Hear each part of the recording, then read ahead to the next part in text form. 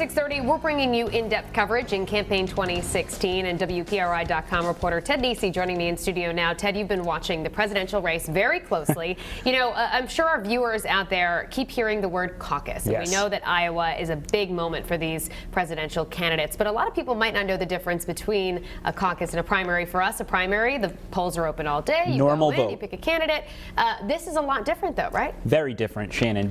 Caucuses are sort of everybody gathers for a meeting. So there's 1,800 roughly spots across Iowa, high schools, places like that, and the voters who want to participate for their parties go down there and they kind of publicly lobby each other. They announce, I'm supporting this person. I think you, my neighbor, should support this person.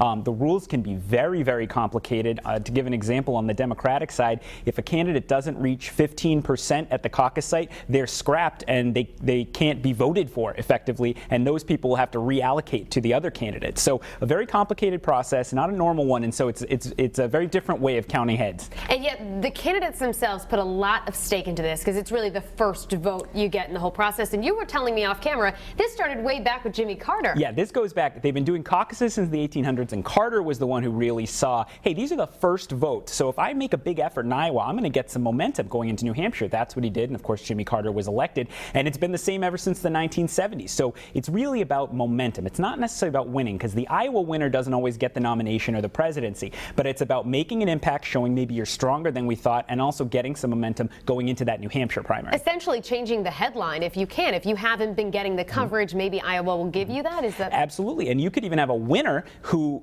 in a way, loses, because let's say Hillary Clinton only wins by a point or two tonight. She won the Iowa caucus, but people say, well, look how strong Bernie Sanders was. So a lot of different ways this can be played. It's an expectations game in Iowa tonight. And then quickly, our attention goes to New Hampshire after that? That's right. Next Tuesday, the New Hampshire primary. They'll be all going there, a traditional primary, and we'll be looking to see if people can take their Iowa momentum tonight and get that into the New Hampshire primary. All right, WPRI.com reporter Ted Nesi, thank you so much for breaking it down for us. And CBS News will have live updates on the Iowa caucuses tonight at 8 and 10 over on WPRI 12. Plus, we'll have the latest results on Eyewitness News at 10 here on Fox Providence, Eyewitness News at 11 over on WPRI 12, and online at WPRI.com.